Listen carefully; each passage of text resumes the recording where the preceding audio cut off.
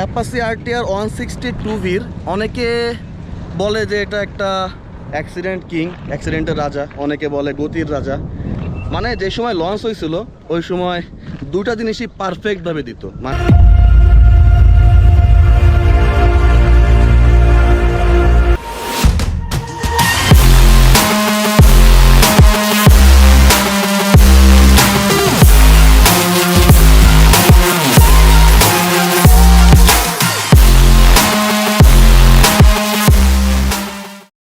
So what is up everyone, assalamu alaikum, welcome to my YouTube channel 7 Cheese and welcome to another brand new vlog.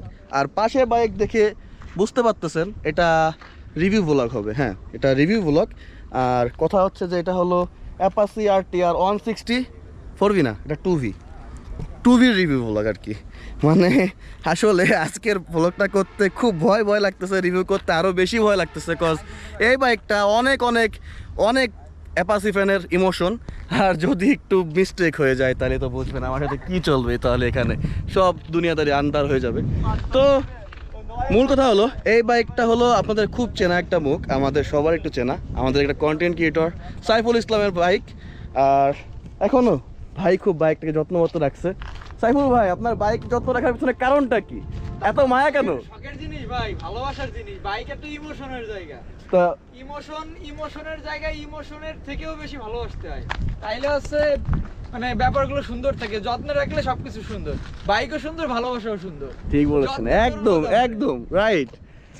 আসলে বাইকটা দেখতে পারলে বোঝা যাচ্ছে যে কতটা সাইফুলের প্রিয়। মানে এটা নিয়ে 2017 সাল থেকে এই পর্যন্ত সাইফুল চলতেছে, আর খুব ভালো একটা সার্ভিসও পাইছে যেটাও বললো।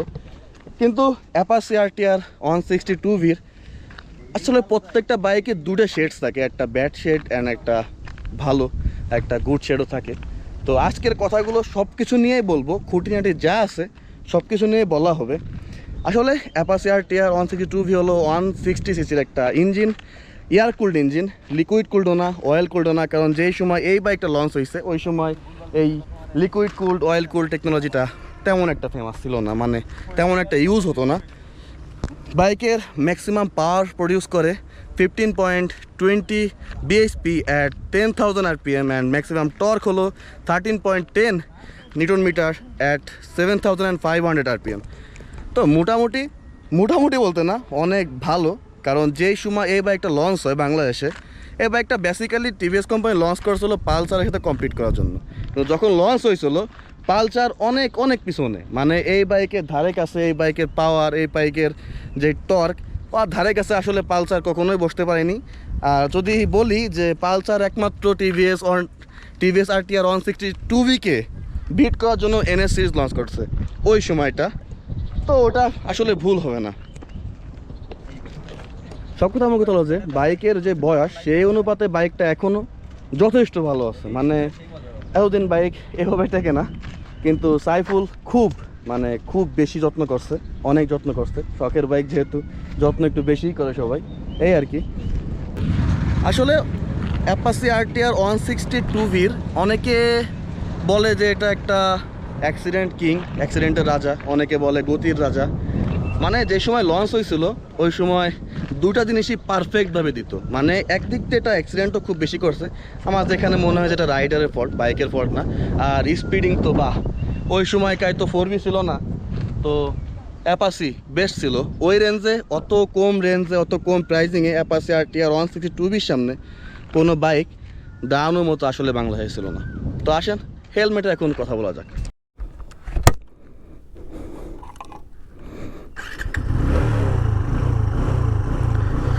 সব কথার মূল কথা হচ্ছে যে এই অ্যাপাচি আরটিআর 160 এই বাইকটার আমার কাছে সবথেকে যেটা ভালো লাগে ওটা হলো এটার ইঞ্জিন নোট। মানে এটার ইঞ্জিনের নোটটা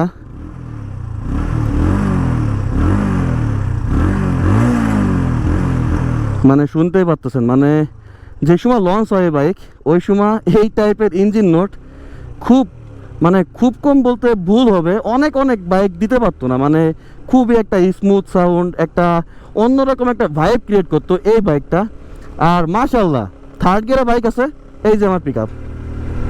তো বাইকটা এই যে প্রায় 17 থেকে 24 প্রায় 6 ইয়ার প্লাস এতদিন ধরে বাইকটা রাইড হচ্ছে, বাইকটা চলতেছে। আসলে মার্কেটের মানে বাজারে সবাই যদি এই বাইকটা কিনতে যায়, সবার মনের মধ্যে আগে একটা কথা আসে, যাতে অ্যাক্সিডেন্টের রাজা, আবার আরেকভাবে বলা যায় এটা গতিরও রাজা। মানে দুইটাই এই বাইক, মানে এই বাইকরে কোথাও থেকে পিছনে ফেলা আসলেই পসিবল না। অ্যাক্সিডেন্ট, হ্যাঁ ভালোই কিছু অ্যাক্সিডেন্ট করছে। এই বাইক যখন মার্কেটে লঞ্চ হয় তখন এত স্পিড আর এত পাওয়ার কন্ট্রোল করার মতো কারো অ্যাবিলিটি ছিল না, এটা বাস্তব কথা। একটা জিনিস ইমাজিন করেন, ওই টাইমে 17 সালে বাইক বলতে, 17 সালে কিছুদিন আগে আর কি, 16-15 সালের দিকে, ওই টাইমে বাইক বলতে রাস্তার টপ এন্ডে ছিল পালসার অ্যান্ড হাঙ্ক। মানে দুইটা বাইকই এত বেশি পরিমাণ টর্ক আর এত পাওয়ার দিত না, এই দুটার একটাও দিত না। তো ওই সময় হুট করে চলে আসে বাজারে এই যে অ্যাপাচি RTR 2V। তো বিষয়টা হয়েছিল কি, অনেকে কিনছে, অনেকে স্পিড দেখে কিনছে, কিন্তু আসলে ওই স্পিডের ট্র্যাপেই পড়ে গেছে, আর ট্র্যাপে পড়ে যে অ্যাক্সিডেন্টগুলো করছে, যেগুলো আসলে বাইকের দোষ দিয়ে লাভ নাই। হ্যাঁ কিছু কিছু কথা আছে যেগুলো আমি আস্তে আস্তে বলতে শুরু করতেছি, ইনশাল্লাহ সামনে আরও বলবো। তো অ্যাপাচি RTR 2V এই বাইকটাকে দুটা কথা কেন বলা হয়, অ্যাক্সিডেন্টের রাজা আর গতির রাজা। তো গতির রাজা কেন বলা হয়েছিল, কারণ ওই সময় যে সময় বাইকটা লঞ্চ হয়, ওই সময় এর থেকে ভালো স্পিড কোনো বাইক তুলতে পারতো না, এর থেকে ভালো টর্ক কেউ দিত না, এর থেকে ভালো ইনিশিয়েন্স কেউ দিত না ওই লঞ্চের সময়টায়। এখন না হয় অনেকগুলো বাজারে বাইক চলে আসছে এর থেকে ভালো, অ্যাপাচি RTR 4V এর থেকে আরও বেশি, বাজাজ NS এর থেকে আরও বেশি। তো এখনের প্রেক্ষাপট বাদ দিই, আগের কথা যদি বলতে যাই, তাহলে আগের দিনে এই বাইকের সামনে কোনো বাইক ধোপে টিকতে পারতো না আর কি, যার কারণে এটাকে গতির রাজা নাম দেওয়া হয়েছিল। মানে গতি তুলতে পারতো বলে গতির রাজা নাম দিচ্ছে।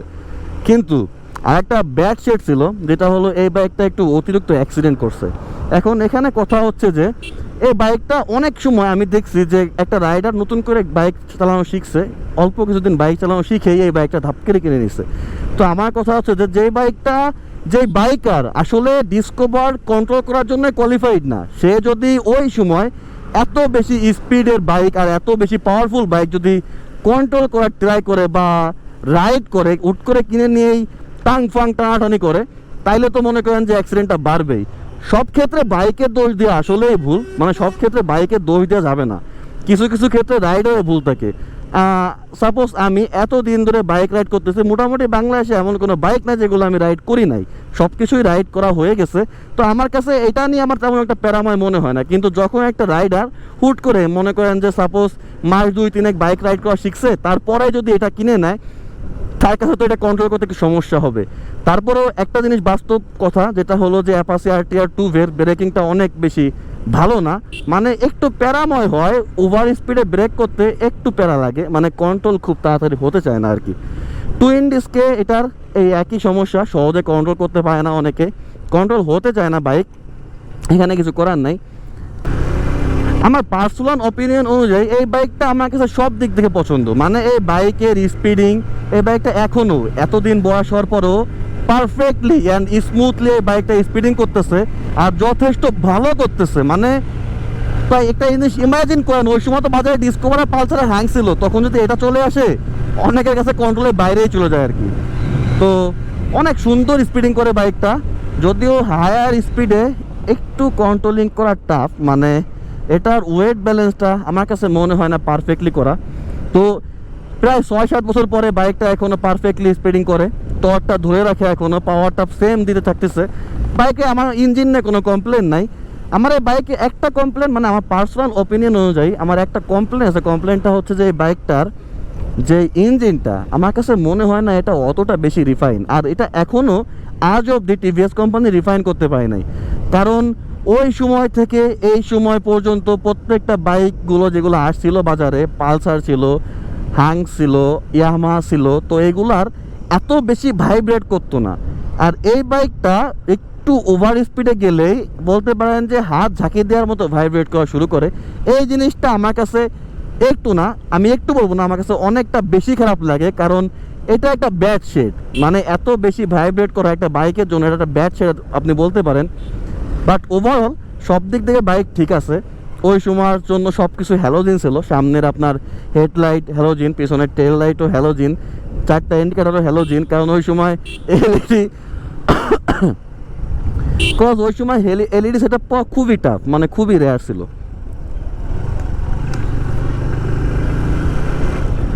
আসলে বাজারে মানুষ এই বাইকটা কিনতে যাওয়ার আগে যে দুটা কথা নিয়ে চিন্তা ভাবনা করে, আমি সেই দুটা কথাকে আমি পারফেক্টলি ডিফাইন করে দিছি।